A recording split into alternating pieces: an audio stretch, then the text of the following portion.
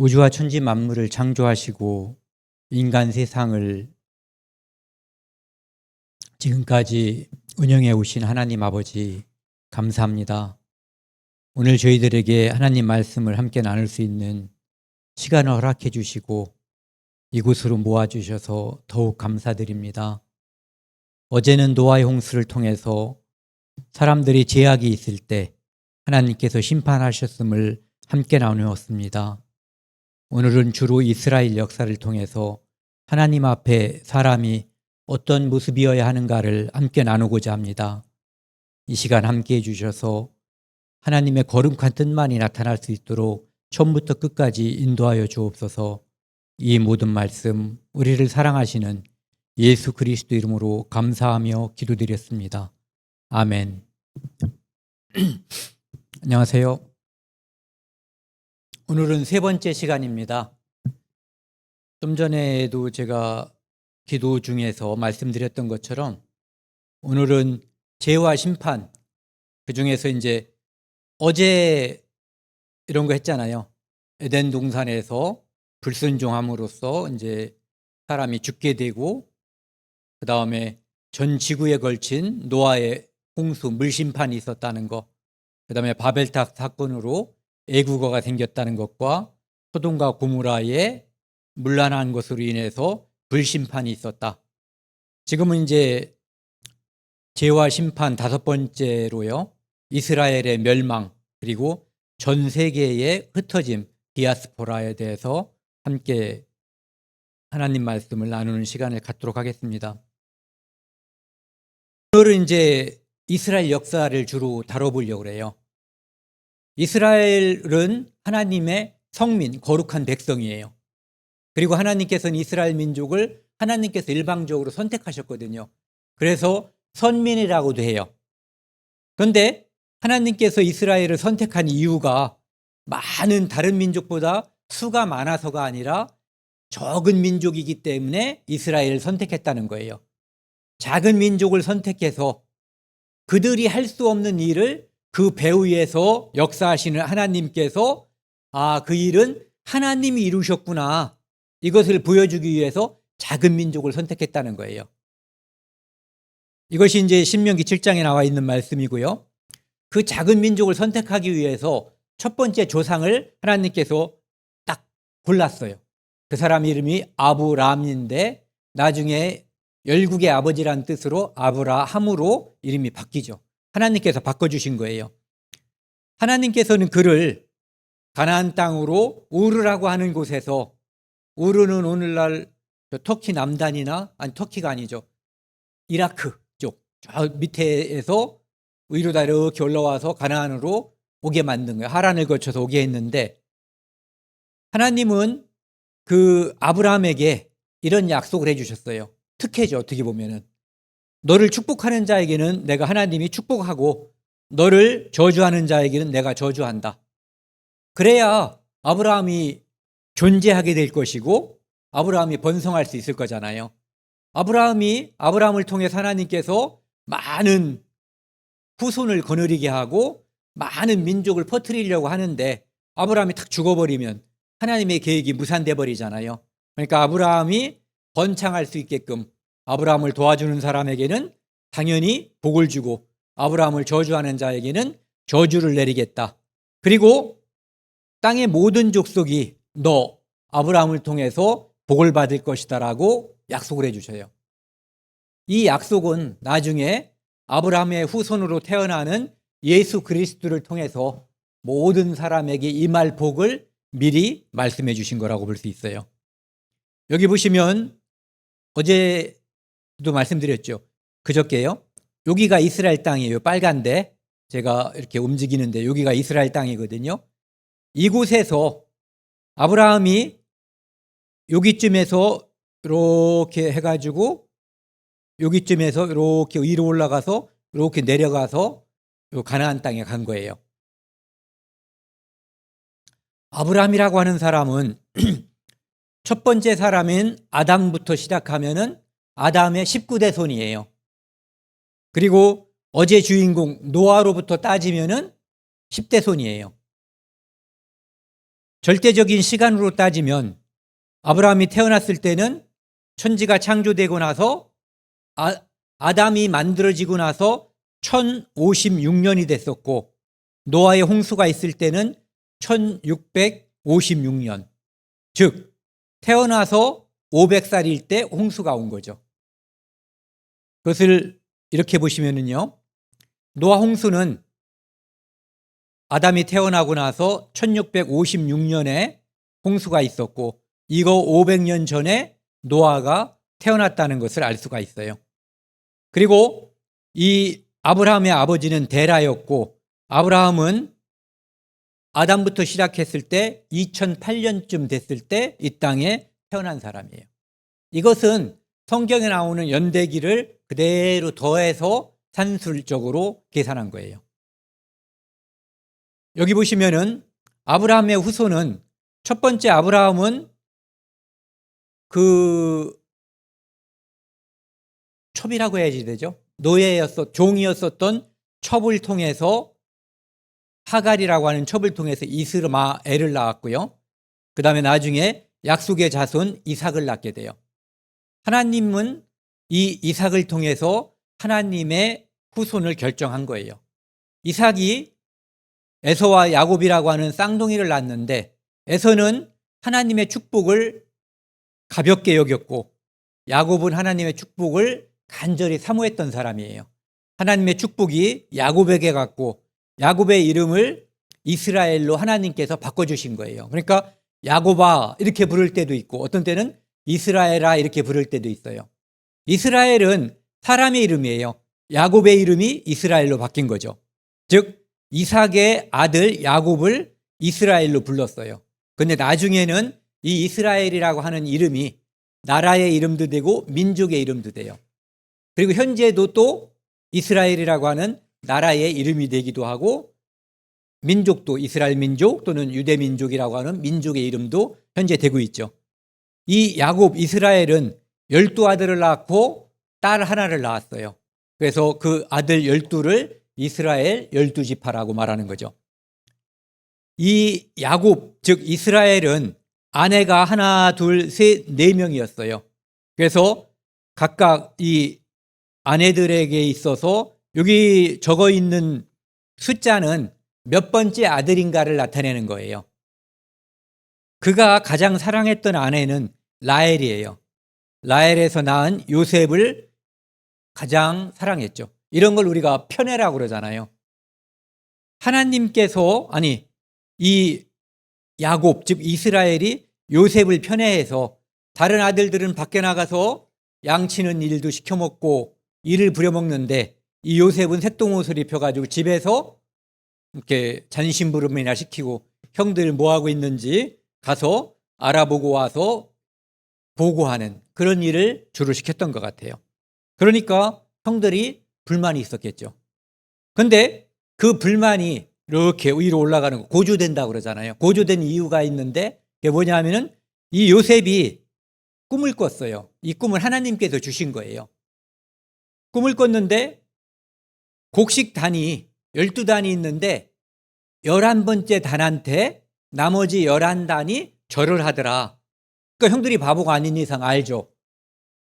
우리가 형들이 너한테 무릎을 꿇는다고, 이런 뜻이잖아요. 그리고 또 해와 달과, 그러니까 아버지 엄마 뿐만 아니라 나머지 11별이 11번째에게 절하를 한다. 그러니까 심지어는 엄마 아버지까지도 자기한테 절을 한다는 그런 꿈을 그냥 꾸거나 말지 말을 해버리니까 형들이 화가 많이 난 거죠. 이 화가 그냥 화가 난 것이 아니라 죽이고 싶은 마음까지 생겨난 거예요. 그들은 여기 보시는 것처럼 어머니가 달라요. 즉 이복 형제들이죠. 이복 형제들 같은 경우에 사이가 나쁜 경우가 상당히 많아요. 그래서 이 요셉을 그 형들이 죽이려고 했다가 팔아먹어요.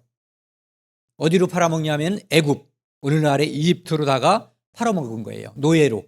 그런데 그곳에서 가가지고 이 요셉은 보디발이라고 하는 파라오의 애굽의 왕의 그 오늘날로 말하면 경호실장 같은 거죠. 그 사람의 보디발이라고 하는 경호실장의 집에 종으로 팔려가는 거예요. 그곳에서 성실해 가지고 가정 집사가 되고 인정을 받아요. 그런데 그 아내, 보디발의 아내가 요셉을 유혹하고 동침하자고 하는데 그것을 거절하는 바람에 자존심이 상했는지 이 여자가 자기를 이 요셉이 겁탈하려고 했었다라고 모함을 씌우는 거죠. 그래서 감옥에 갇히게 돼요. 그 감옥에서 또 역시 하나님이 함께 하시고 성실한 사람이기 때문에 그 감옥에서 일을 전체를 보는 사람의 눈에 들은 거예요. 성실한 사람으로. 그래서 감옥에서도 행정적인 일이 많이 필요하잖아요. 그 일을 요셉한테 맡기는 거예요. 그런데 어느 날 파라오의 애굽 왕의 술 맡은 관원과 떡 맡은 관원 그들이 한꺼번에 감옥에 온 거예요. 감옥에 왔다가 어느 날 각각 꿈을 꿨는데 무슨 내용인지 해몽이 되지 않으니까 해석이 되지 않으니까 답답해 하는데 그러면 나한테 말을 해주면 내가 꿈꾸는 것을 내가 해석하는 것이 아니라 하나님이 해석을 해주면 내가 알려주겠다 이렇게 얘기를 해요.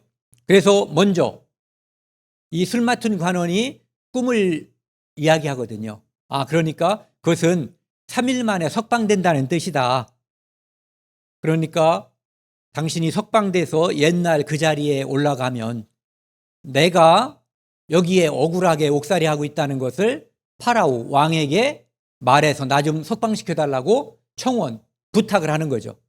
그 말을 옆에서 듣고 떡 맡은 관원이 기분이 좋잖아요. 저 사람 석방된다고 하고 원대복귀, 자기 자리에 다시 간다고 하니까 내 꿈도 해석해달라고 그랬더니 당신은 3일 만에 죽을 거라고 이야기를 해줘요. 그래서 3일 후에 진짜로 한 사람은 석방돼서 자기 자리에 올라갔고 또 한 사람은 사형을 당해요. 그리고 나서 이 술 맡은 관원이 나가서 그런 말 하잖아요. 우리가 화장실 갈 때 하고 나올 때 마음이 다르다고 잊어버린 거예요. 하나님이 잊게 해주신 것 같아요. 나중에 파라오가 애굽 왕이 무슨 꿈을 꿨는데 그 꿈이 뭔가 안 좋은 꿈 같은데 흉몽이에요. 그런데 그 내용을 해석을 할 수가 없는 거예요. 많은 사람들을 불러서 해석을 부탁했지만 아무도 해석할 수 없으니까 그때 술 맡은 관원이 파라오에게 자수하는 거예요. 죄송합니다. 제가 옛날에 이런 일이 있었는데 그 일을 깜빡해버렸다고. 그래서 그럼 계속 걔를 데리고 와라. 그래서 이제 면도하고 싹 옷 갈아입고 왕 앞에 설 땐 그렇게 하는 것 같아요. 그냥 평상시에 있던 대로 가는 게 아니라. 그래서 왕 앞에 섰는데 왕이 꾼 꿈을 해석을 해요. 이제 2가지 꿈을 꿨는데 한 가지만 얘기할까요? 7마리 소가 살찐 소가 있었는데 이렇게 빼짝 마른 소 7마리가 이 살찐 소 7마리를 잡아먹었다는 거예요. 그래서 꿈 해석은 이제 요셉이 하나님의 도움으로 꿈을 해석해줘요. 7년 동안 엄청난 풍년이 있을 것이고 그 풍년이 끝나면 엄청난 견딜 수 없는 흉년이 올 것이다. 그러니까 풍년 때 곡식을 미리미리 많이 저장을 했다가 이 흉년을 준비해야지 된다. 그러면서 누군가 그것을 맡을 관리가 필요하다라고 얘기하니까 파라오가 여기 왕의 인장, 우리로 따지면 우리는 왜 이만한 옥새를 가지고 뭘 찍어주고 그러잖아요. 그런데 그 사람들은 이게 반지가 왕의 옥새 같은 역할을 했는가 봐요. 그래서 그 옥새를 빼서 반지를 빼가지고 주면서 네가 해라. 그래서 감방에 있다가 딱 나와서 갑자기 총리가 된 거예요. 우리로 따지면 옛날에 1인지하 만인지상 영의정과 같은 위치라고 볼 수가 있죠. 그래서 그 모든 것들을 다 풍년일 때 식량을 저장하고 흉년을 다 잘 견뎠어요. 그런데 자기를 팔아먹은 형들은 그곳에서 일주일 내지 열흘 정도 걸어가면 되는 거리에 있는 거예요. 가나안 땅이라고 하는 데가. 그런데 그곳은 풍년이 같이 왔을지 모르지만 흉년이 온다는 예언을 알지 못했잖아요. 그러니까 준비하지 않은 거죠. 흉년이 된 지 2년쯤 됐을 때 형들이 곡물을 사러 여기에 와요. 그러다가 많은 사연이 있지만 어쨌든 그 형들을 나중에 다 용서하고 형들과 모든 가족을 다 이집트로다가 애굽으로 불러들여요. 그래서 총리의 가족으로 잘 먹고 잘 살다가 430년 후에 이스라엘 민족은 그동안 400년 동안 종살이를 하는 거예요. 왜 종살이를 하게 됐냐면은 이집트의 왕조가 바뀌어버렸어요. 그러니까 요셉을 총리를 시켜줬던 그 왕조가 다른 애적이 쳐들어와 가지고 여기를 때려 부시고 다른 왕조가 생겨버린 거예요. 그러니까 쳐들어온 왕조는 요셉네 가족하고 적대적일 수밖에 없잖아요. 예전에 자기들이 쳐부신 왕조에서 총리를 하던 가족들이니까. 그래서 이 사람들도 다 노예로 잡아버린 거예요. 그래서 우리가 성경에 나와 있는 또는 요즘도 이집트에 있는 국고성 비돔, 라암셋 이런 것들을 건설하는데 이집트 사람들이 바뀐 파라오가 그들을 종살이를 시키면서 그것들을 건설했다라고 되어 있어요. 그것이 이제 출애굽기 1장에 나와 있는 거죠. 그러다가 하나님께서 모세라고 하는 지도자를 세워가지고 이스라엘 민족을 이제 건져주죠. 해방시키는 거예요. 10가지 재앙을 내리는데 9가지 재앙을 내릴 때까지 파라오가 처음에는 들어줄 것 했다가 들어줄 것처럼 말하다가 그것이 재앙이 해제가 돼버리면 마음이 변해서 또 안 들어주고 계속해서 약속을 번복을 했어요. 그러니까 마지막 재앙이 유월절 재앙이에요. 이집트에 있는 모든 장자를 죽이고 심지어는 짐승의 첫 새끼까지 죽여버리는 유월절 재앙. 하나님은 모세를 통해서 이스라엘 민족에게는 비밀을 알려주셨어요. 양을 잡아서, 양은 왜 죽는 거냐 하면은 장자가 죽어야 되는데, 큰아들이 죽어야 되는데 큰아들 대신에 양이 죽어서 그 양이 죽은 그 피를 이렇게 양쪽 설주와 인방에 대문에다 피를 이렇게 발라놓는 거예요. 그러면 죽음의 천사가 왔을 때 이 집은 장자 대신에 양이 죽었구나. 대신 죽은 거예요. 대속. 그러니까 이 집은 죽음의 천사가 이 집을 통과하지 않고 넘어가는 거예요. 그래서 넘어가고 넘어갔다 해서 유자, 넘을 유자, 넘을 얼자, 마디절자. 죽음이 넘고 넘어간 절기. 그래서 유월절, 영어로는 패스오버라고 그래요. 그것을 통해서 이스라엘 민족은 다 이제 여기서 해방이 됐어요. 그래가지고 홍해를 하나님께서 갈라주셨고 가나안 땅으로 가기 전에 40년 동안 온갖 하나님을 불평하고 원망하고 믿지 않는 행동을 보였지만 훈련을 받고 나중에 요단강을 건너서 가나안 땅에 들어가는 거죠. 그런데 그렇게 갈 때 하나님께서는 40년 동안, 무려 40년 동안 옷이 헤어지지 않고 신발도 헤어지지 않았다고 돼 있어요. 그러니까 하나님께서 철저하게 보호해 주시고 도와주신 거예요. 낮에는 구름 기둥으로, 밤에는 불 기둥으로 그들을 보호하고 인도해 주셨어요. 그들이 가나안 땅에 들어가기 직전에 하나님은 모세를 통해서 이것을 약속해 주셔요. 너희가 하나님께서 주시겠다고 하는 땅, 가나안 땅에 들어가면 거기서 내 말을, 하나님 말씀을, 이 파란 글씨 같이 읽겠습니다. 순종하면 이 모든 복이 내게 미치리니, 임하며 미치리니. 그러니까 하나님께서 제시한 엄청난 복들이 네가 하나님 말만 잘 들으면 그 복이 다 네 거. 이렇게 약속해 주신 거예요. 그런데 또 여기도요. 여기서부터 그 모든 규례와 명령과 규례를 지켜 행하지 아니하면 이 모든 저주가 내게 임하고 내게 미칠 것이니. 그러니까 내용은 딱 둘이에요. 하나는 말 잘 들으면 축복. 두 번째, 말 잘 안 들으면 저주. 이것이 하나님이 제시했고 이스라엘 민족이 아멘 한 거예요. 그러니까 계약이 성사된 거예요. 그러면 하나님은 그들이 순종할 때 복을 줄 의무가 있어요.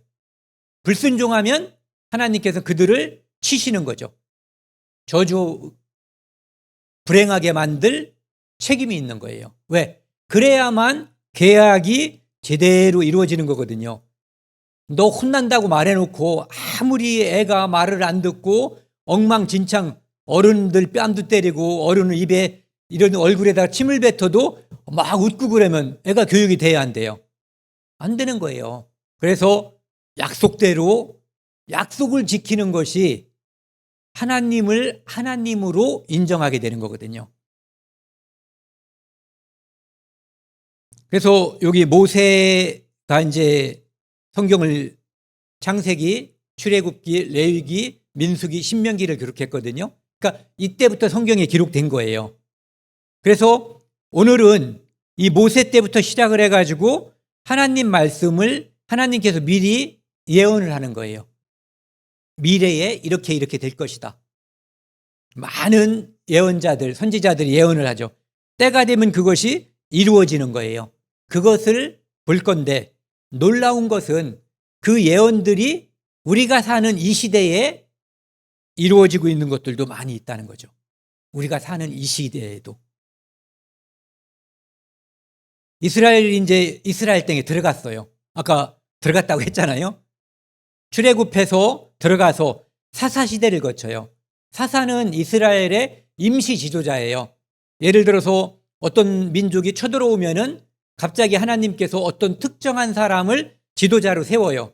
그래서 그 적군을 물리치는 장수 역할을 하게 되는 거죠. 지도자. 그리고 전쟁이 없으면은 이제 판관, 재판하는 역할을 해요. 그런데 이 시대에는 계속해서 하나님께 불순종하고 그러면은 하나님이 누군가를 시켜서 여기를 쳐들어오게 해요. 그럼 하나님 살려주세요 그러면은 하나님이 지도자를 세워서 물리치고 이 물리치는 게 끝나면 또 불순종하고 이것이 반복된 역사가 사사시대예요. 마지막 사사인 사무엘이 하나님께서 이제 원하신 건 아니지만 이스라엘 민족이 원하기 때문에 사무엘도 원하지 않았지만 하나님께서 왕을 세우죠. 사울왕. 근데 사울왕이 처음엔 신실했지만 하나님 말씀에 불순종했어요. 그래서 그를 패하고 다윗을 왕으로 세우죠. 다윗이 솔로몬을 낳았고 솔로몬의 잘못, 즉 이방 여인을 많이 첩으로 취하고 이방 여인이 믿는 우상을 섬김으로 인해서 하나님께서는 이스라엘을 남과 북으로 찢어버렸어요. 오늘날 우리나라처럼 남과 북으로. 북쪽은 이스라엘이라고 불렀고 남쪽은 유다라고 불렀어요. 그런데 북쪽에 있는 여기요. 먼저 북쪽에 있는 이스라엘은 주전 예수님 오시기 전에 722년에 아수르의 침공으로 멸망했어요. 주된 이유는 우상 숭배예요. 하나님을 버린 거예요. 우상을 우리의 신이다라고. 그 다음에 남쪽 유다는 북쪽 이스라엘이 망했는데도 불구하고 그것을 교훈으로 받아들이지 못하고 그들도 역시 우상을 섬기다가 주님이 오시기 전 586년에 바벨론에 의해서 망하게 돼요. 그래서 여기 보면 바벨론 뉴스, 바벨론으로 많은 유력자들이 끌려가요. 그래서 이제 그것이 디아스포라 이산의 시작이죠. 사실은 북쪽 이스라엘도 끌려가서 이산이 되긴 됐었어요. 그래서 바벨론이 망하고 나서는 요거는 이제 그림을 보여드릴게요. 여기 이제 바벨론이 이만한 영토를 가지고 있었는데 여기가 이스라엘이니까 이스라엘이 바벨론의 제국의 영역 중에 있었던 거예요. 그런데 바벨론이 망하고 나니까 바사, 페르시아 제국이 더 넓은 영역으로 이스라엘을 지배했어요. 그 다음에 헬라, 그리스 제국, 알렉산더 대왕 유명하죠. 거기가 지배할 때도 역시 이스라엘은 그들의 속국이에요. 그리고 이쪽보다 이제 로마는 이쪽으로다가 영토를 많이 확장했죠. 로마 시대에도 역시 이스라엘은 로마의 속국이에요. 이때 하나님께서 이스라엘 민족에게 보내주겠다고 한 약속이 있었죠. 구약, 옛 약속. 뭐냐면은 메시아를 보내주겠다. 그리스도를 보내주겠다라고 약속했는데 바로 그 그리스도가 로마 시대에 태어나는 거예요. 근데 하나님께서는 메시아가 그리스도가 이 땅에 태어나기 전에 이미 창세기부터 수많은 예언자, 선지자를 통해서 메시아를 보내주겠다라고 하는 예언들을 미리 말씀해 주셔요. 그중에서 사람들이 가장 좋아하는 말씀이 이 말씀이에요. 이사야 7장 14절 말씀 같이 읽겠습니다. 그러므로 주께서 친히 징조로 너희에게 주실 것이라. 보라, 처녀가 잉태하여 아들을 낳을 것이요 그 이름을 임마누엘이라 하리라.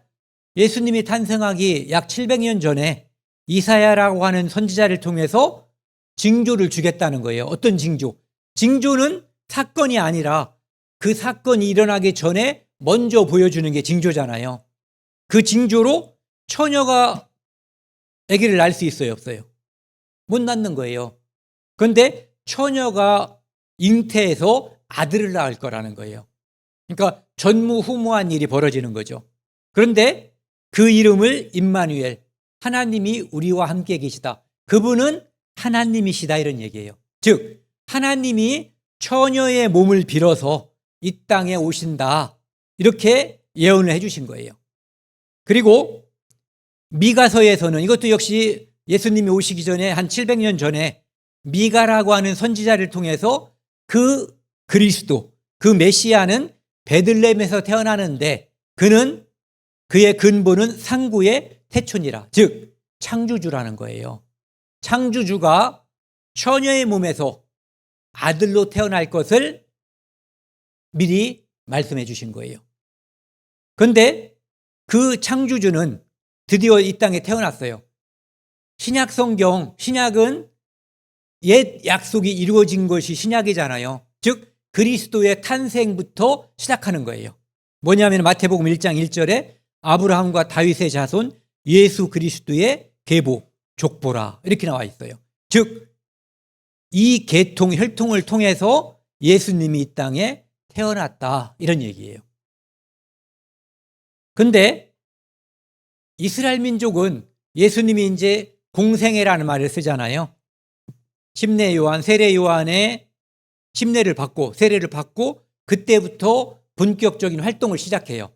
대략 한 30살쯤 됐을 때라고 하거든요. 그래서 그 기간이 3년 6개월, 3년 반 이 정도라고 하시잖아요.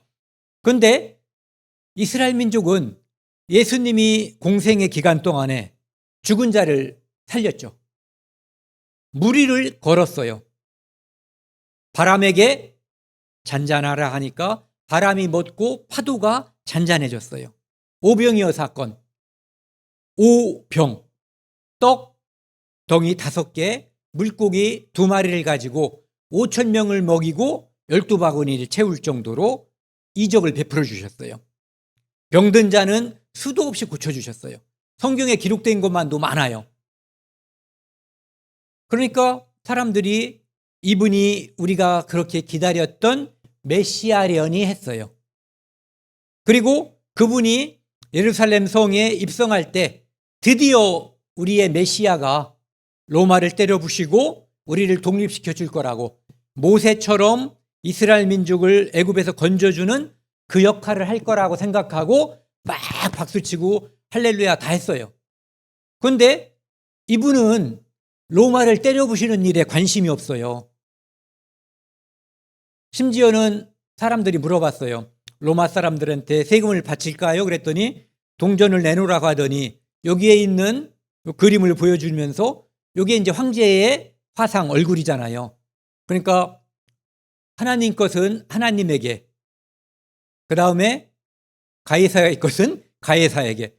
이게 뭔 황당한 얘기예요. 세금 바치지 마. 이제 내가 왕이야. 이러면서 뭔가를 보여줄 줄 알았는데. 그런데 이때 이스라엘은 왕이 있어요, 없어요? 실질적인 왕은 없어요.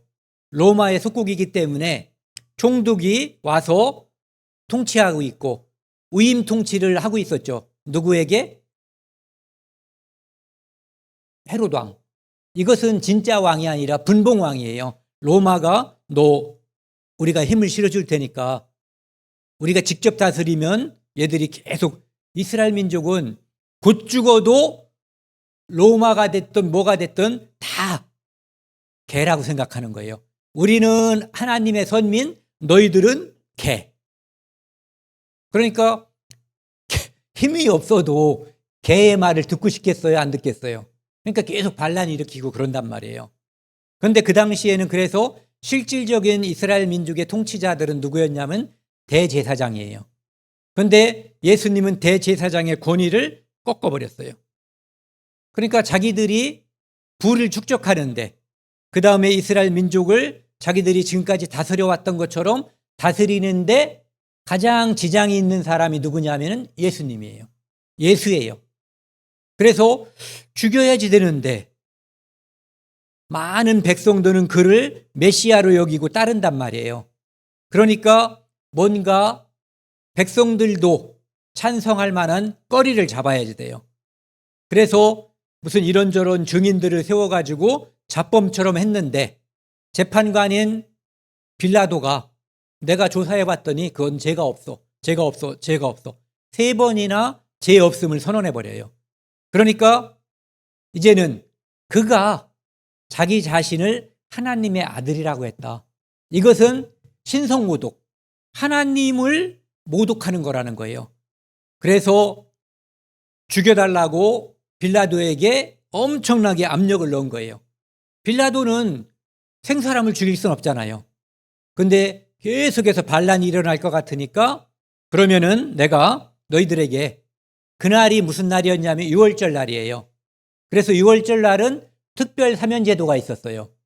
그래서 감옥에서 악질, 바라바라고 하는 사람을 세우고 죄 없다고 인정이 되는 예수님을 세운 거예요.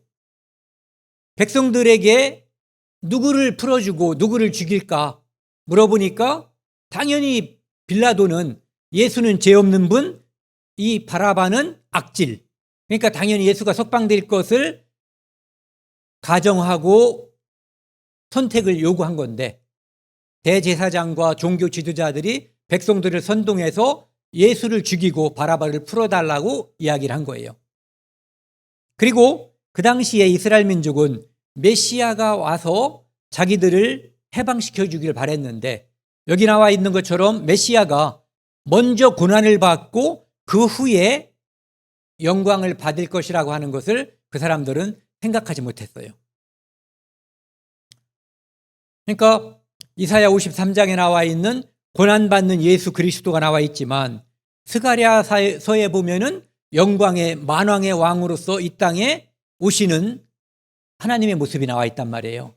그런데 먼저는 고난, 후에 영광. 그러니까 초림은 고난, 재림이 영광임을 그들은 알지 못하고 예수 그리스도를 빌라도에게 죽여달라고 한 거예요. 그러니까 빌라도가 아무리 살리려고 해도 살릴 수가 없는 거예요. 이 사람의 피에 대하여, 즉 예수 죽이는 핏값을 너희가 당하라, 이렇게 얘기한 거죠. 이스라엘 백성들에게. 그러니까 25절은 같이 읽겠습니다. 백성이 다 대답하여 이르되 그 피를 우리와 우리 자손에게 돌릴지어다 하거늘. 여기까지만 하지, 우리에게만. 그런데 우리 자손에게 돌려달라고까지 얘기한 거예요. 그러니까 바라바는 풀어주고 예수는 책찍질하고 십자가에 못 박히게 로마 병정들이 이제 데리고 가서 십자가에 못 박은 거예요. 그런데 그러니까 말을 조심해야지 되는 거예요. 예수님이 십자가를 짊어지고 처형장으로 골고다 언덕으로 갈 때 많은 여자들이 따라왔어요. 남자들은 다 도망가고. 그때 예수님이 뭐라고 말씀하시냐면은 예루살렘의 딸들아, 이스라엘 여자들아, 나를 위하여 울지 말고 너희와 너희 자녀를 위하여 울라. 좀 전에 그 말과 그대로 이렇게 뭐라고 그러죠? 겹치는 말이죠. 우리와 우리 자손에게 돌릴지어다. 예수님은 너희와 너희 자녀를 위해서 울라. 나는 원래 하나님께서 약속하신 대로 십자가에 못 박히지만 그것을 원한 너희들은 이제 고난을 받을 것이다, 이런 얘기죠. 그 다음에 예수님이 십자가에 못 박히기 전에 많은 제자들에게 미리 알려주셨어요. 예루살렘의 군대들에게 둘러싸이는 것을 보거든 멸망이 가까운 줄 알라. 즉 그날은 멸망이 아니라는 거예요. 그러면서 밖에 있는 자들은 산으로 도망가고 도시에 있는 자들은 밖으로 나가라는 거예요. 그런데 둘러싸고 있으면 못 도망가죠. 그러니까 둘러싼 것이 언젠가 이렇게 풀릴 때가 있다는 거죠. 그러면서 그날은 기록된 모든 것을 이루는 형벌의 날이다라고 이야기하고 있어요. 그러니까 구약에서 말하는 모든 것, 이런 것들이 그날 이스라엘 민족이 하나님을 거역한 모든 죄, 그 중에서 가장 큰 죄가 뭐겠어요? 메시아를 거역한 죄예요. 그 모든 죄를 합쳐서 처벌받는 날이 그날이다, 이런 얘기예요. 그러면서 24절 같이 읽겠습니다. 그들이 칼날에 죽임을 당하며 모든 이방에 사로잡혀 가겠고 예루살렘은 이방인의 때가 차기까지 이방인들에게 밟히리라. 이런 말씀을 해주셨어요. 그런데 좀 전에 기록된 모든 것을 이루는 징벌의 날이라고 그랬잖아요. 그 일이 있기 1500년 전에 신명기에서는 이렇게 예언하고 있어요. 내 모든 성읍을 에워싸고 모든 성읍에서 너를 에워싸리니 적군에게 에워싸이고 맹렬한 공격을 받아 곤란을 당함으로 내 하나님 여호와께서 내게 주신 자녀 곧 내 몸의 소생의 살을 먹을 것이라. 좀 전엔 제가 깜빡 안 읽었는데요. 여기 레위기에서도 이렇게 아들의 살을 먹을 것이요 딸의 살을 먹을 것이고, 그 다음에 33절은 다시 한번 또 읽겠습니다. 내가 너희를 여러 민족 중에 흩을 것이요 칼을 빼어 너희를 따르게 하리니 너희의 땅이 황무하며 너희의 성읍이 황폐하리라. 이 말씀을 잘 보세요. 이 말씀, 조금 전에 읽었던 이 말씀과 이 말씀은 1500년 시간 차이가 있는데 똑같은 말씀이에요. 그래서 기록된 모든 것을 이루는 형벌의 날이라는 거죠. 그래서 좀 전에 읽었던 레위기 23장 26장 33절 말씀과 누가복음 21장 24절 말씀, 이 파란 글씨요 내가 너희를 여러 민족에 흩을 것이요 모든 이방에 사로잡혀 가겠고, 녹색 글씨요 내가 칼을 빼어 너희를 따르게 하리니 녹색 그들이 칼날에 죽임을 당하며, 빨간 글씨요 너희 땅이 황무하며 너희의 성읍이 황폐하리라. 예루살렘은 이방인의 때가까지 이방인들에게 짓밟히리라. 그래서 이 산 흩어질 것, 죽음이 따를 것, 땅은 황무지가 될 것, 이것이 예언이 돼 있어요. 그리고 이제 예수님이 AD 30년경, 원래는 33년이어야지 되는데 그 AD를 결정한 시점이 있기 때문에 어쨌든 예수님이 돌아가시고 나서 AD 70년에 베스파시안이라고 하는 로마의 장수가 누구의 명령을 받았냐면은 네로 황제의 명령을 받고 맨날 반란만 일으키고 세금도 잘 안 내는 이스라엘, 유다를 멸망시키러 온 거예요. 처음 쳐들어와서 자기들의 수하로 두려고 온 게 아니라 원래 그들은 그들의 식민지예요. 그런데 계속 반란만 일으키니까 쓸어버리러 왔어요. 그래서 둘러싸고 공격 시점을 이제 결정하려고 하는데 로마에서 소식이 온 거예요. 네로가 죽어서 계속해서 서로 황제가 되려고 난리 법석인 거예요. 그러니까 베스파시안에게 와서 평정하고 황제가 되라고. 그래서 베스파시안이 돌아가서 베스파니아누스 황제가 돼요. 그리고 자기가 하려고 했다가 못한 일이 있잖아요. 자기 아들 티투스, 디도라고 하는, 타이터스라고도 부르죠. 그 아들을 시켜서 가서 쓸어버려라. 그래가지고 디도 장군이 예루살렘에 와서 다시 성을 둘러싼 거예요. 그런데 둘러싸기 전에 예수님 말씀을 기억한 사람들이 있어요. 예루살렘이 이방 군대에 둘러싸임을 보거든 성에 있는 자들은 나가고 밖에 산에 있는 자들은 들어오지 말라는 예수님의 말씀을 듣고 베스파시안이 포위를 풀었을 때 싹 도망간 거예요. 믿는 사람들만 도망갔죠. 그리고 믿지 않는 사람들은 이 안에 재산이 있고 자기 터전이 있는데 안 도망가는 거예요. 그때 타이터스가 와서 5개월 이상 토성을 쌓고 갑자기 쳐들어와서 여기 100만 명이라고 했는데 한 110만 명 정도를 그 자리에서 다 죽여버렸어요. 그리고 9만 7천 명을 로마로 끌고 갔고 예루살렘 성에 있었던 성전을 다 때려부시고 불지르고 그 안에 있었던 성전에 있었던 중요한 성물들, 기물들을 로마로 가져가서 타이터스의 개선문이라는 거 인터넷에서 한번 쳐보세요. 그러면은 타이터스가 돌아가가지고 개선문을 세웠어요. 거기에 보면은 예루살렘 성전에서 빼앗아가 간 그 부조물들이 거기에 나와 있어요. 촛대라든지 이런 것들이. 그리고 여기 나와 있는 이것이 뭐냐 하면은 예루살렘 서벽이라고 하는 거거든요. 이것을 타이터스가 다 때려부시고 여기를 남겨놓은 거예요. 왜 남겨놨냐면은 이렇게 어마어마하고 튼튼한 이 성을 내가 싹 때려부시고 여기를 멸망시켰다는 기념물로 남겨놓은 거예요. 여기다가는 이것을 남겼고 로마에는 개선문을 남겼어요. 그것이 타이터스가 디도 장군이 예루살렘을 때려 부셨다라고 하는 증거물들이에요. 요세푸스라고 하는 사람은 원래는 유대의 군인이었는데 타이터스한테 잡힌 거예요. 그래가지고 잡혔는데 항복을 해서 타이터스를 위해서 역사가가 돼요. 타이터스가 나중에 황제가 되잖아요. 그래서 유대 역사를 기록했는데 거기에 보면은 그날 그 사건을 기록하고 있어요. 오 불쌍한 아가야, 전쟁과 기근과 내란 속에서 내가 무엇을 위해 너를 보호해야 하겠니? 이리 와서 내 음식이 되어다오. 자식을 잡아먹었던 실제 있었던 일을 생생하게 기록했어요. 그리고 모든 곳에 흩어지고 가는 곳마다 죽음을 당하고 그 땅은 황무지가 된다고 그랬잖아요. AD 135년 로마의 하드리안 황제가 유대인들에게 유대 땅에 거주할 수 없다라는 명령을 내렸어요. 유대인들이 자꾸 반란 일으키고 그러니까 유대 율법을 지키는 사람들은 율법책 가지고만 있어도 다 죽여버린다고 포구령을 내린 거예요.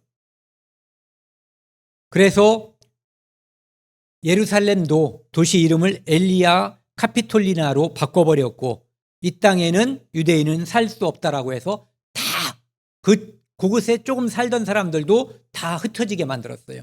그래서 전 세계에 더 많이 흩어지게 된 거죠. 그리고 AD 313년 콘스탄티누스가 밀라노 칙령을 발표하는 바람에 이제는 종교의 자유가 주어진 거예요. 그러니까 기독교도 믿을 수가 있게 된 거예요. 그러다 보니까 기독교도들이 이제는 유대인을 공격하게 됐어요. 예수를 죽인 악마의 새끼들. 그래가지고 계속해서 가는 곳마다 누구나 유대인들을 막 죽이는 거예요. 그러니까 유대인은 어느 곳에 가도 이 발바닥을 편하게 쉴 만한 곳이 없었어요. 그런데다가 거의 200년 동안 십자군 원정 때 원래는 이슬람이 예루살렘을 차지해버렸잖아요.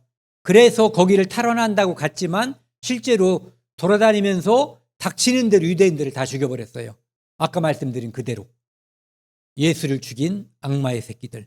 그래서 유대인은 어느 곳에서든지 환영받지 못하고 재산을 뺏기고 학살당하고 쫓겨나고 살던 집은 불질러 버리고 뭐만 불행한 일이 생기면 이건 유대인 탓이다 해서 유대인들에게 희생양을 삼았던 거예요. 그 역사가 무려 2000년 동안. 여기 보면은 주 70년에 로마에 의해서 예루살렘이 멸망당하고 나서 역사 속에 한 번도 유대인 차지가 되지 못했다는 거예요. 여기 보면은 로마가 지배했고 동로마가, 아랍이, 터키가, 그 다음에 기독교 십자군이, 이집트가, 터키가, 이때 이제 오스만 투르크가 지배한 거죠. 그 다음에 영국이 지배했고, 요걸 보면은 다 읽기가 입이 아프니까요. 뒤 끝만 한번 볼게요. 110만 명 학살과 이산, 학살과 58만 명 학살과 완전 이상, 4,000명 학살, 대거 학살, 다윗의 별을 달도록 공포, 그 다음에 전부 태워 죽였어. 그 다음에 화형, 10만 명 학살. 그 유럽에서 흑사병이 돌았을 때요, 페스트. 유대인들은 정결의식이 있어요. 손을 들어갈 때 나올 때 닦기 때문에 확실히 전염병에 보호를 받은 거예요.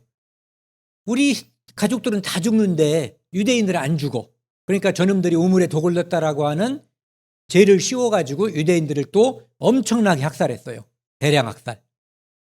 수많은 학살이 있었고 드디어 1939년부터 45년까지 이렇게 유대인 600만 명을 학살했어요. 당시 유대인의 60%가 학살된 거예요. 600만 명. 청주 인구가 아까 들으니까 86만 명 정도밖에 안 된다고 그래요.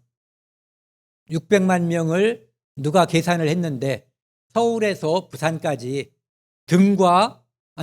가슴과 앞사람의 등을 붙여서 2바퀴 돌 수 있는 거리래요. 그러니까 어마어마한 사람들을 죽인 거예요. 종족 학살을 한 거죠. 여기 보시면은 이게 히틀러요. 이거 보고는 놈이라고 해도 되겠죠. 이놈이 그렇게 많은 유대인들을 죽였는데 얘는 왜 죽이는지 그냥 유대인이 미워서 죽인 거예요. 종족 학살. 그런데 결국은 그 피를 우리와 우리 자손에게 돌리라고 하는 그것이 2000년 동안 그대로 이루어진 거예요. 이 비디오를 보시면은요, 앞부분은 상당히 많은 부분이 실화예요. 그러니까 실제 있었던 일을 기록 영상으로 찍은 거죠. 그리고 거기 보다 보면은 바짝 말라가지고 뼈가 다 보이는 것은 유대인들이에요. 진짜 유대인. 그런데 좀 살찐 사람들은 영화 장면이에요. 그것을 감안해서 그걸 한번 보세요.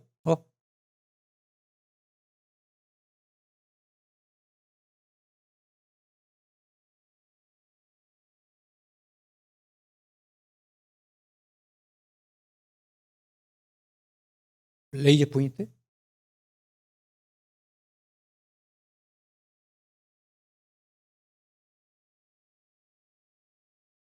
역사학자 즈빙글리와 토인비는 전쟁과 전쟁, 그리고 거듭되는 순환의 역사, 예루살렘의 파괴, 민족의 유배와 흩어지는 과정을 통해 이스라엘의 역사는 당연히 끝이 났어야 했다고 말하고 있다. 제1차 대전의 패배로 인해 경제적, 사회적으로 길이 막혀버린 독일에서는 아돌프 히틀러가 등장하여 독일의 패배와 경제적 파탄의 책임이 유태인에게 있다고 주장하기 시작했다. 1933년 히틀러가 수상에 취임하자 이후 나치 정권은 인류 역사상 가장 조직적이고 규모가 큰 유태인 박멸 계획을 수립하였다. 1939년 1월 히틀러는 체코슬로바키아에서 독일어를 쓰는 지역을 합방하고 전쟁을 계획했다. 그러면서도 공식적으로는 모든 전쟁을 유대인 탓으로 돌렸다. Dann wird das Ergebnis nicht die Bolschewisierung der Erde und damit der Sieg des Judentums sein, sondern die Vernichtung der jüdischen Rasse in Europa.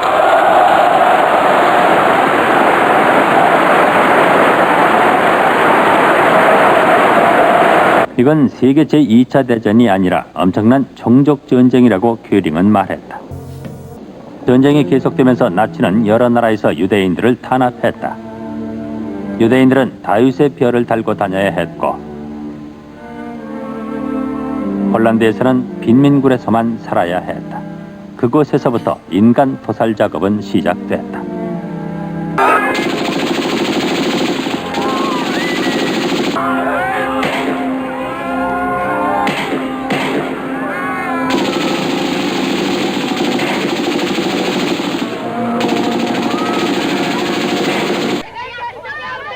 Eine kleine Gruppe deutscher 이런 것들은 다 Gemeindevertreter aus 실제 der Umgebung 화면이에요. Wilsons soll mit eigenen Augen sehen, was hier im Lager geschieht.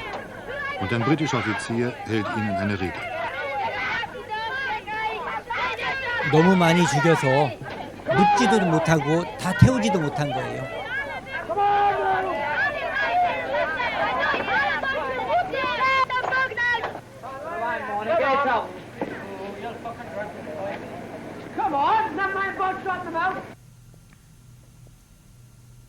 운동장에 Überall im Lager Sylvia lagen Geschichte unbestattete Leichen.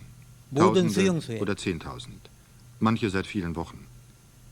Die Überlebenden waren zu schwach, sie zu bestatten, und eine Verbrennung vor der Ankunft der Befreier scheiterte am Einspruch der Forstverwaltung und der Wehrmachtsführung im benachbarten Kasernenkomplex. Die SS-Wachmannschaften müssen ihre Opfer jetzt unter britischer Bewachung in Massengräbern beisetzen.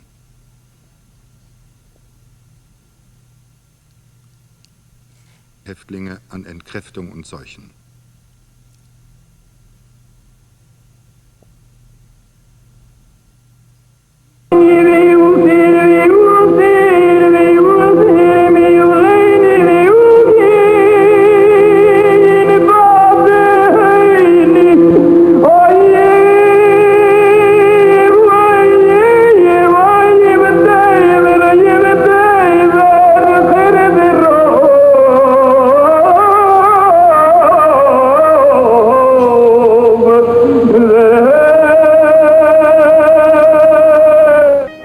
Dachau.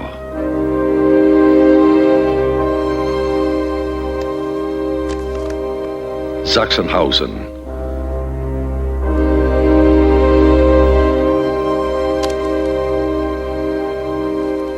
Flossenburg.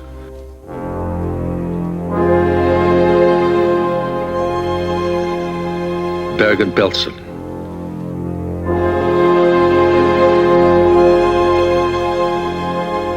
Mauthausen.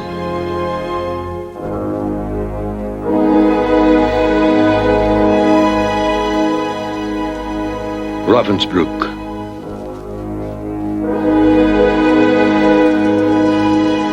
Nordhausen.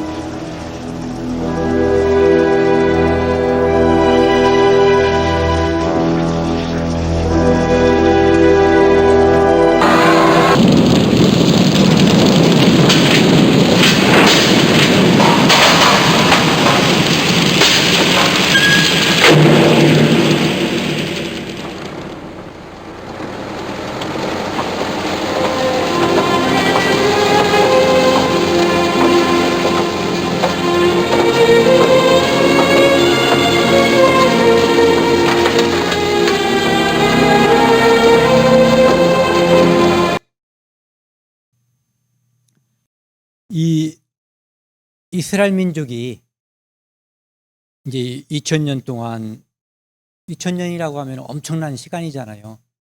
예수 그리스도를 배척함으로 인해서 받은 형벌. 그 아브라함에게 약속했던 그 약속이 그대로 이어지는 거거든요.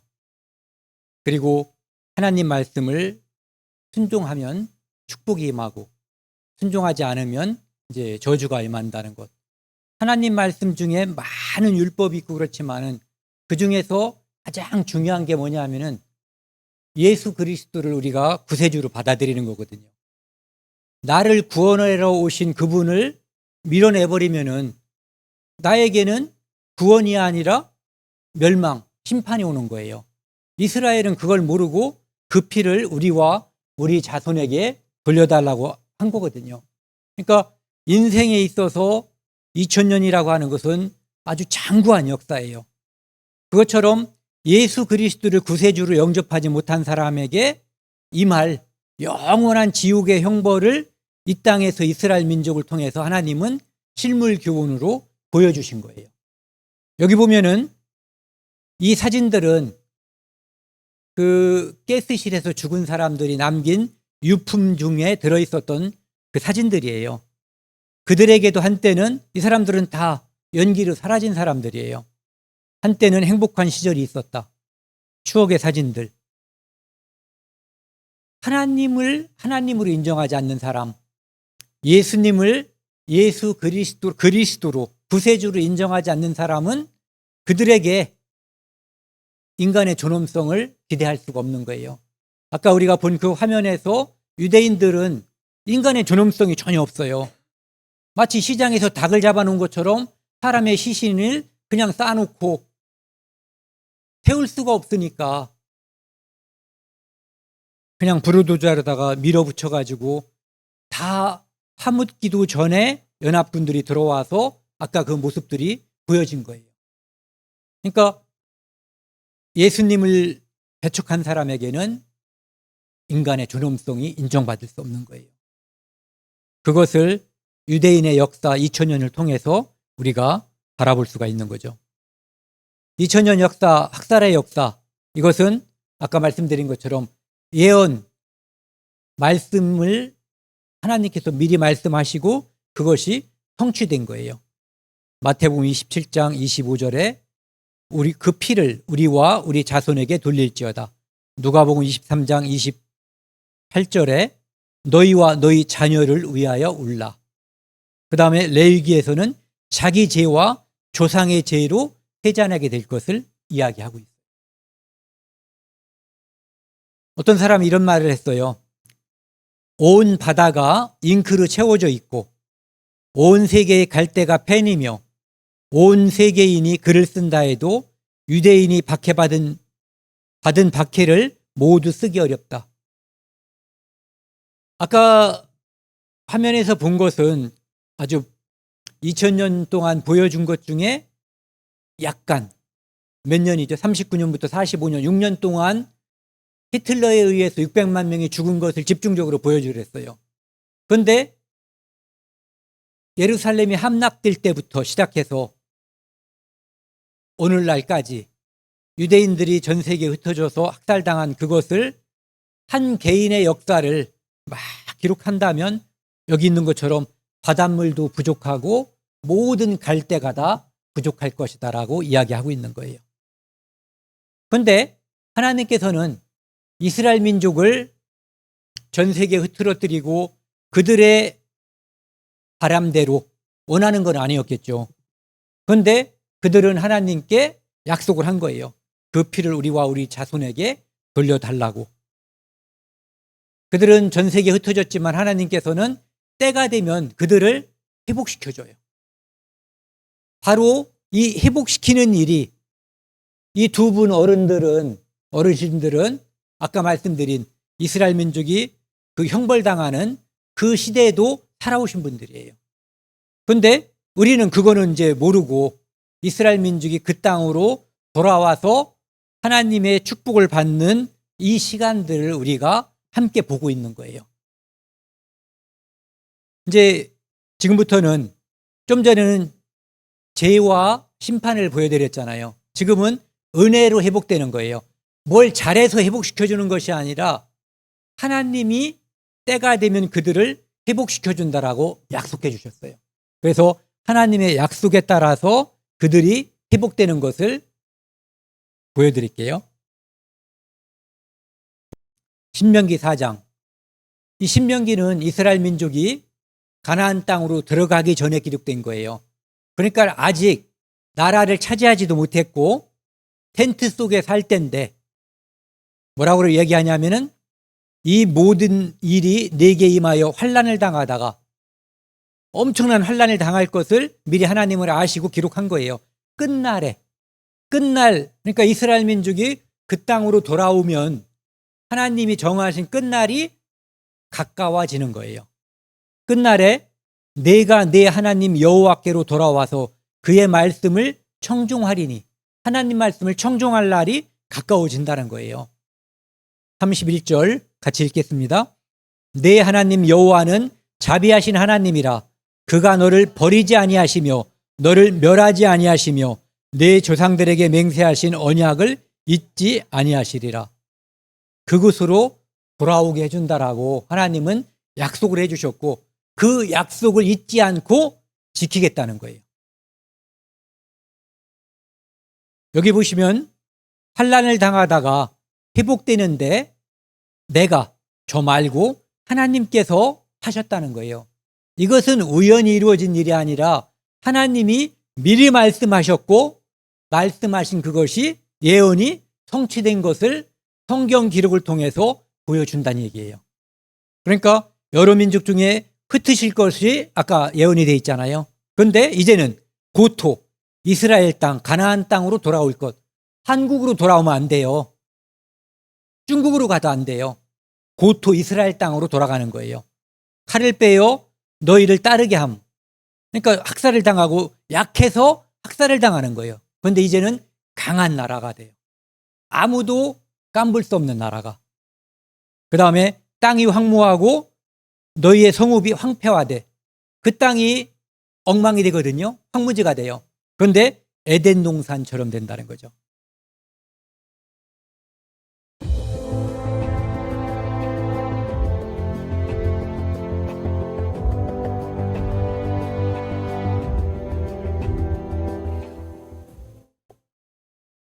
안녕하세요. 홍익희입니다.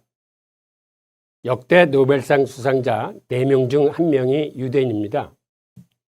유대인들이 노벨상과 명문대학 교수진을 휩쓰는 학문 분야 뿐만 아니라 금융, IT, 의학, 법률 등 배움을 기초로 하는 서비스 산업 분야에서 그토록 강한 이유가 무엇일까요? 1901년 노벨상이 시작된 이래 민족으로는 유대인이 가장 많이 수상했습니다. 유대인 노벨상 수상자는 2016년까지 모두 195명으로 조사되었습니다. 이는 국경 없는 기자회 등 조직이나 단체를 뺀 개인 노벨상 수상자의 약 23%입니다. 특히 경제학 분야에서는 42%가 유대인입니다. 숨은 유대인까지 포함하면 줄잡아 3분의 1은 된다는 이야기입니다. 실제 이스라엘 외무성 홈페이지에는 노벨상 수상자의 약 32%가 유대인이라고 밝히고 있습니다. 세계에 흩어진 유대인은 모두 다 합쳐도 1,500만 명 정도입니다. 세계 인구 75억 대비 0.2%에 지나지 않는 유대인들이 노벨상은 23%를 차지한 것입니다. 인구 비중 대비 100배를 넘으니 단연 일당 100인 셈입니다. 미국 명문대학에는 유대인 교수와 학생의 비중이 무척 높습니다. 명문대학 교수의 약 40%가 유대인이고 하버드와 와튼스쿨 대학원생의 약 30%, 아이비리그 대학원생의 약 25% 정도가 유대인입니다. 그러니 미국 명문대학에 다니는 학생들은 유대인 교수한테 배우고 유대인 학생들과 어울리며 자기도 모르게 유대 문화에 익숙하게 되는 것입니다. 원래 유대교는 성전 중심의 종교였습니다. 여기까지요. 현상을 말하지만 왜 그런지에 대해서는 답을 내놓지 못하거든요. 그런데 그 답이 성경에 나와 있어요. 이 신명기 28장에 보면은 여호와께서 너를 위하여 하늘의 보구를 아름다운 보구를 여시사 내 땅에 딸을 따라 비를 내리시고 내 손으로 하는 모든 일에 복을 주시리니 내가 많은 민족에게 꾸어줄지라도 너는 꾸지 아니할 것이요. 민족 차원이에요. 한 개인이 부자가 되고 이런 차원이 아니라 그 다음에 그러니까 이스라엘 민족이 엄청나게 많은 돈, 부를 축적할 것을 이야기하고 있죠. 또 여호와께서 너를 머리가 되고 꼬리가 되지 않게 하시며 위에만 있고 아래에 있지 않게 하시리니 오직 너는 내가 오늘 네게 명령하는 네 하나님 여호와의 명령을 듣고 지켜 행하며, 하나님께서 그들을 꾸어줄지라도 꾸지 않는 민족, 그 다음에 머리가 되고 꼬리가 되지 않는 민족, 위에만 있고 아래에 있지 않는 민족이 되게 해주실 것이라고 약속해 주신 거예요.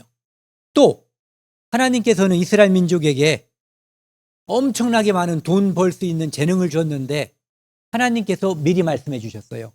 이놈들이 돈을 많이 벌면은 나중에 내가 잘나서 벌었다라고 자기 공치사를 할까봐. 애들도 그러잖아요. 부모님이 지 똥기저귀 빨고 힘들게 키워준 거 생각도 안 하고 자기 잘나서 성공한 걸로 이렇게 생각하는 애들이 많이 있단 말이에요. 그러니까 하나님이 미리 말하는 거예요. 그러나 내가 마음에 이르기를 내가 잘나서 내 능력과 내 손의 힘으로 내가, 보세요, 내 능력, 내 손, 내가 이 재물을 얻었다 말할 것이라. 이놈들이 그런 짓을 할 거라는 거예요.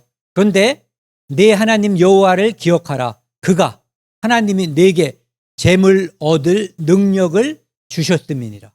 하나님께서 이스라엘 민족에게는 재물 얻을 능력 이미 주셨다는 거예요. 그래서 이스라엘 민족이 아까 이렇게 엄청나게, 아까는 이제 주로 학문 쪽에서 두각을 나타내는 것만 그 교수님이 설명을 했잖아요. 근데 이따가 보시면은 다른 분야에서도 엄청나게 많은 두각을 나타내는 사람들이, 유대인들이 많이 나오죠. 이 에스겔 37장을 보면은요, 이스라엘 민족이 전 세계, 아까 우리가 좀 전 앞에 흩어진 걸 보여드렸잖아요. 흩어지고 학살당하는 거. 그런데 2600년 전쯤에 이미 그렇게 흩어져 있을 때, 이미 흩어져 있을 때잖아요. 저기 어디야? 다른 나라에 포로로 잡혀가 있을 때잖아요. 그런데 그때 이미 때가 되면 하나님께서 그들을 잡혀간 그곳에서 자기 땅으로 돌아오게 해주실 것을 말씀하고 있어요. 내가 이스라엘 자손을 잡혀간 여러 나라에서 인도하며, 이산됐으니까 여러 나라인 거예요. 그 사방에서 모아서 그 고국 땅, 팔레스타인 땅으로 돌아가게 하고 그 땅 이스라엘 모든 산에서 그들이 한 나라를 이루어서 한 임금이 모두 다스리게 하려니, 같이 읽겠습니다. 그들이 다시는 두 민족이 되지 아니하며 두 나라로 나누이지 아니할 것이라. 한 나라로 강한 나라가 될 것을 이야기하고 있어요. 그 땅으로 돌아오고 강한 나라가 된다는 거죠. 그 다음에 이사야 43장에는 이렇게 설명하고 있어요. 이스라엘 민족에게 두려워하지 마라. 너희들이 전 세계에 흩어져 있는데 이제는 동쪽에서부터 오게 하며 서쪽에서부터 너를 모을 것이며. 이스라엘이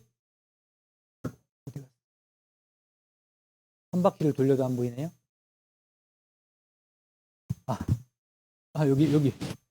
여기거든요. 여기인데 동쪽 맞아요? 이쪽이 동쪽이죠? 동쪽에서 오게 하고 서쪽에서 오게 한다는 거예요. 그런데 그 밑에 보면은 북쪽에 이르기를 놓으라. 북쪽에서 어떤 놈이 자꾸 있어요. 남쪽에게 이르기를 가두어 두지 마라. 내 딸들을 땅 끝에서 오게 하며 내 이름으로 불려지는 자, 즉 여호와의 증인이잖아요. 하나님을 증거하는 민족이에요. 그들은, 이스라엘 민족은. 이 땅에서 이렇게 돌아다니는 교파, 여호와의 증인, 그거는 가짜예요. 진짜가 하나님을 증거하는 사람들은 유대인이어야지 되는 거예요. 그 사람들은 가짜 증인이에요. 여기서 보면은 내 이름으로 불려지는 모든 자, 곧 내가 내 영광을 위하여 창조한 자를, 성민을 오게 하라. 그를 내가 지었고 그를 내가 만들었느니라. 그들을 흩어져 있는 곳에서 그 땅으로 오게 하라는 거예요. 여기 보시면은요,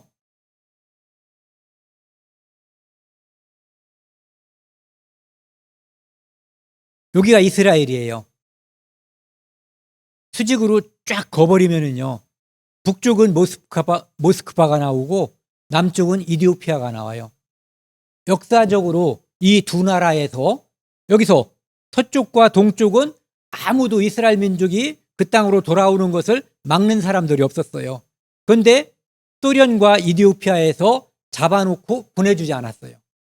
그런데 그 문제가 우리 시대에 해결이 됐어요. 박해 속의 소련 유대인 320만 명 귀향 염원. 마음은 있는데 못 가는 게 염원이에요. 그런데 이 문제가 어떻게 해결이 되냐 하면은 프랑스가 비행기를 제공하고 소련이 유대인 40만 명 출국을 허용해요. 언제? 1985년도에. 우리 시대예요. 우리 시대에 이런 일들이 일어나는 거예요. 그 다음에 이스라엘 검은 유대인 공수작전. 이스라엘 사람 혈통은 유대인인데 색깔이 검은 유대인이에요. 어디에 사는 사람들? 이디오피아에 사는. 그 사람들이 이디오피아에서 1만 8천 명을 목표로 해서 미국 중재로 그 땅으로 돌아오는 일이 있었어요. 언제? 91년도에. 여기 이제 제가 시간 관계상 하나만 했는데 많은 기사들이 있었어요. 의회 기사도 마찬가지고. 이스라엘을 중동의 화약고라고 그래요. 왜 화약고라고 그러냐면은 이삭의 후손과 이삭의 후손, 그 다음에 이스마엘의 후손 간의 불협화음이 지금까지 이어지는 거예요. 그래서 이스라엘을 둘러싸고 있는 거의 모든 나라가 이스라엘과 적대적이에요. 그들이 대부분 이 이스마엘의 후손들이에요. 그 다음에 에서의 후손은 대부분 죽었어요. 어쨌든 에서의 후손도 야곱의 후손과 적대적이었어요. 역사적으로. 이스라엘 민족이 애굽에서 이집트에서 해방이 돼가지고 430년 더하기 40년, 470년 만에 그 땅으로 돌아왔더니 팔레스타인 사람들 원주민이 있잖아요. 일곱 족속이 내 땅 내놓으라고 와서 싸우기 시작한 거, 그때부터 전쟁이 시작된 거예요. 그 사람들은 그 땅에서 살고 있었는데 이스라엘 사람들은 이거 하나님이 주신 내 땅이다라고 와서 싸우기 시작한 거죠. 그 다음에 다시 이스라엘 민족이 전 세계에 흩어졌다가 2차 대전이 끝나고 다시 그 땅으로 오니까 이 사람들이 또 팔레스타인 사람들이 그 땅에서 살고 있다가 내 땅 내놓으라고 또 전쟁이 붙은 거예요. 그래서 돌아와서 건국을 선언한 1948년 5월 14일 그 다음 날 전쟁이 시작됐어요. 그게 1차 중동전쟁.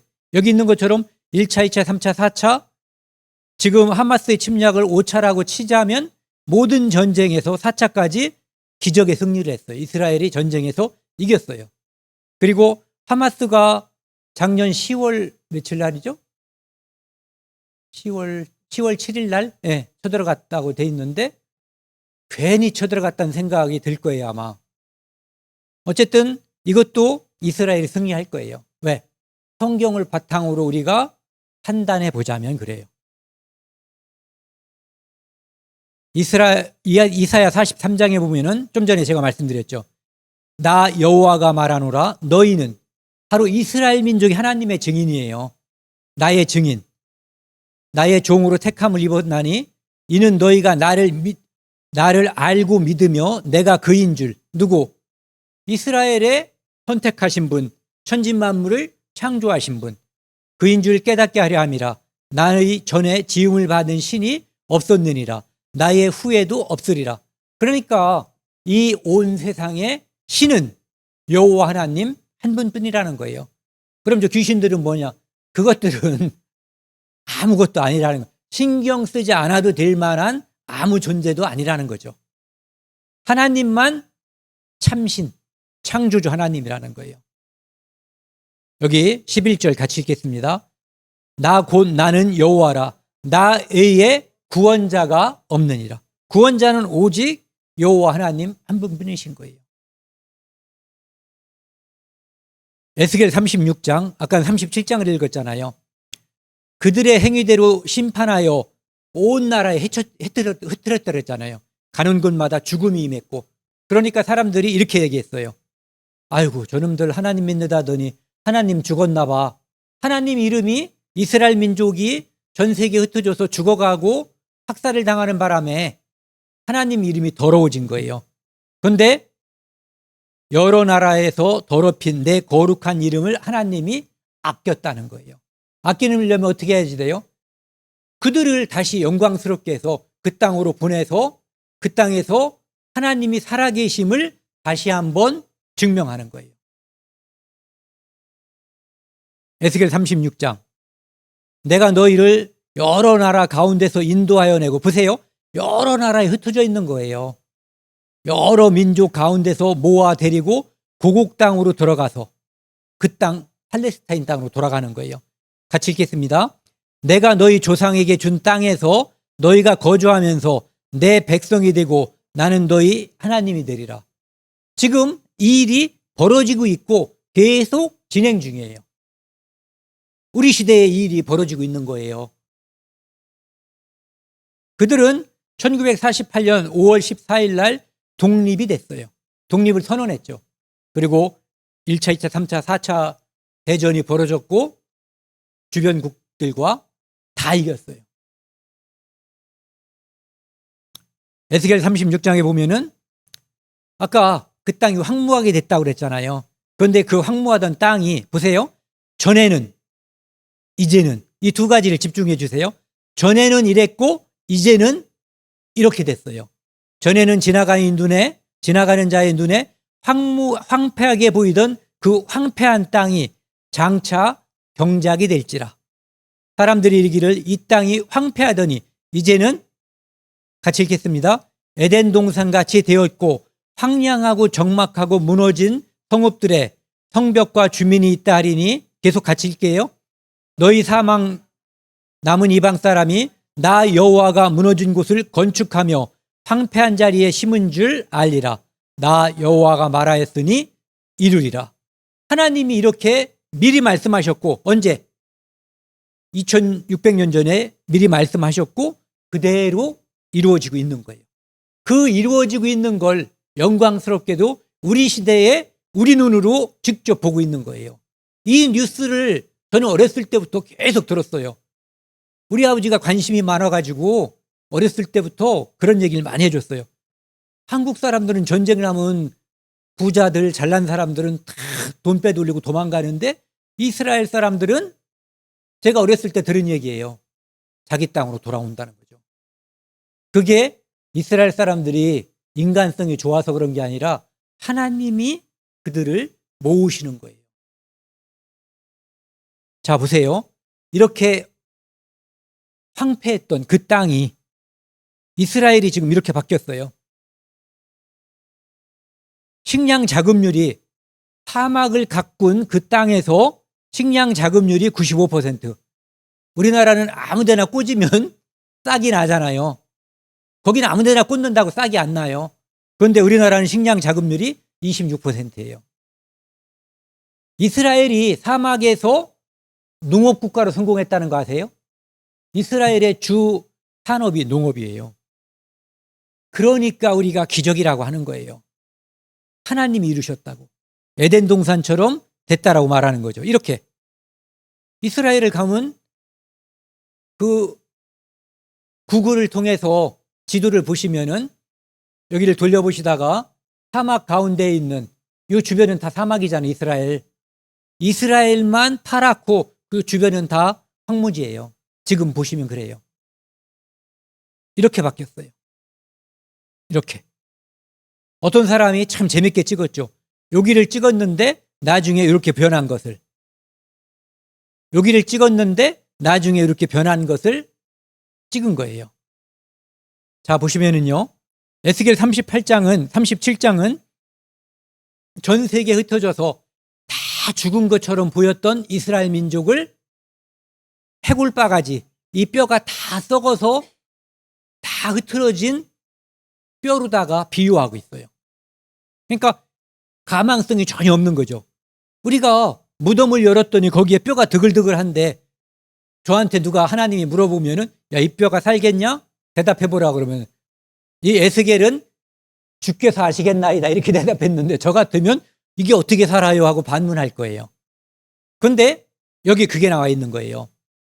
뼈가 이렇게 잔뜩 있는데 에스겔에게 하나님께서 물어보신 거예요. 이게 어떻게 되겠냐? 그러니까 주께서 하시겠나이다. 그러니까 에스겔에게 하나님께서 네가 그런 명령을 해봐라 그랬더니 뼈들이 서로 축축축축 맞더니 거기에 뼈에 힘줄이 생기고 살이 오르며 그 위에 가죽이 덮이나 그 속에 생기는 없더라. 그러니까 실험실에 있는 해골바가지처럼 이렇게 축축축축 맞은 거예요. 그런데 거기에다가 하나님이 생기를 확 불어일어 넣으니까 여기 보시면은 생기야 이 사방에서부터 와서 전 세계에 흩어져 있었잖아요. 사방에서부터 와서 이 죽음을 당한 자에게 불어서 살아나게 하라 하셨다 하라. 그런데 그렇게 이에 내가 그 명령대로 대언하였더니 대신 말했더니 생기가 그들에게 들어가매 같이 읽겠습니다. 그들이 곧 살아나서 일어서는데 극히 큰 군대더라. 강한 군대로 갑자기 탄생해서 척 서더란 얘기예요. 이스라엘 민족은 아까 말씀드렸잖아요. 독립하고 독립선언한 그 다음날 전쟁이 일어났어요. 그런데 그 1차 전쟁부터 승리했어요. 하나님께서 이기게 해주신 거죠. 이렇게 뼈들이 있었는데 그 뼈들이 축축축축 맞더니 일어서더니 거기에 힘줄이 입히더니 거기에 생기가 들어가라 하더니 들어가니까 극히 큰 군대, 강한 군대가 돼버린 거예요. 에스겔서 그 뒤에 무덤을 보면은요, 이것을 이렇게 해석을 해주는 거예요. 내가 너희 무덤을 열고 다 죽었었잖아요. 다 죽은 것처럼 보였었잖아요. 너희로 거기서 나오게 하고 이스라엘 땅으로 들어가게 하리라. 내 백성들아, 내가 너희 무덤을 열고 너희로 거기에서 나오게 한즉 너희는 내가 여호와인 줄 알리라. 하나님이 이 일을 미리 말씀하셨고 이 일을 이루신 줄 알라는 거예요. 14절은 같이 읽겠습니다. 내가 또 내 영을 너희 속에 두어 너희가 살아나게 하고 내가 또 너희를 너희 고국 땅에 두리니 나 여호와가 이 일을 말하고 이룬 줄을 너희가 알리라. 여호와의 말씀이니라. 뭐 읽을 때 이렇게 가슴이 뭉클해지지 않아요? 하나님이 미리 말씀하시고 이 일을 이루신 거예요. 이스라엘 땅으로, 미국이나 중국 땅이 아니라 이스라엘 땅으로 들어가게 하고 그 땅을 황폐했던 그 땅이 에덴 동산처럼 되고 그 국민, 그 나라는 강한 나라가 돼서 다시 둘로 찢어지는 일이 없다. 이런 얘기예요.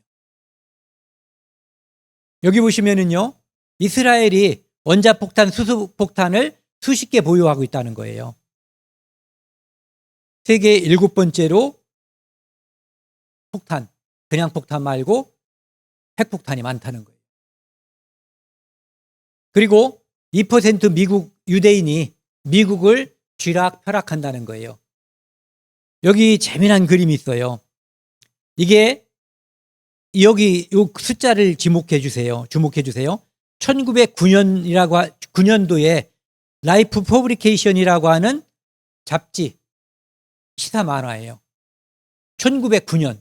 여기 보면은 인디안들을 유대인들이 와서 미국 사람들이 와서 절벽으로 탁 집어넣고 내가 이제 미국의 주인이다 하는 거예요.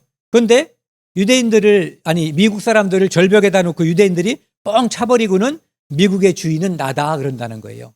그래서 유대인이 주인 첫 번째 여기 인디언이 주인이었는데 그 다음에 이제 유럽에서 이주한 미국 사람들이 주인이었는데 이제는 주인이 유대인으로 바뀌었다는 거예요. 그러니까 명실상부한 미국의 주인은 유대인이라는 거죠. 여기 보면은 정체 드러내는 식량 메이저. 아까 그랬잖아요. 부자가 되게 해준다고. 그래서 유대계의 미국 5개 회사가 곡물 무역의 80%를 지배하고 있다고 그래요. 뭐 카기린이 뭐 유명한 거 있잖아요. 붕괴 뭐 이런 거 있잖아요. 다 유대인 거예요. 그 다음에 검은 황금, 석유 생산의 63%, 거래의 80%를 유대인이 지배하고 있어요. 그 다음에 세계 금값, 로스차일드 은행에서 유대인 형제들이 5명이 유럽의 5나라를 지금 경제적으로 지배하고 있거든요. 그들이 모여서 결정하면 그게 오늘 세계 금값이 되는 거예요. 그러니까 금값도 유대인이 지배하고 있어요. 그 다음에 영육의 다이아몬드, 유대인상이 88%. 그 전에 그 다이아몬드 나오는 거 영화 뭐죠? 티파니에서 아침을인가? 그것도 다 유대인상이에요. 여기 보시면은 전 세계에 흩어져 있는 유대인이 약 1,800만 명이라고 그래요. 지금 이제 그 정도 되는가 봐요.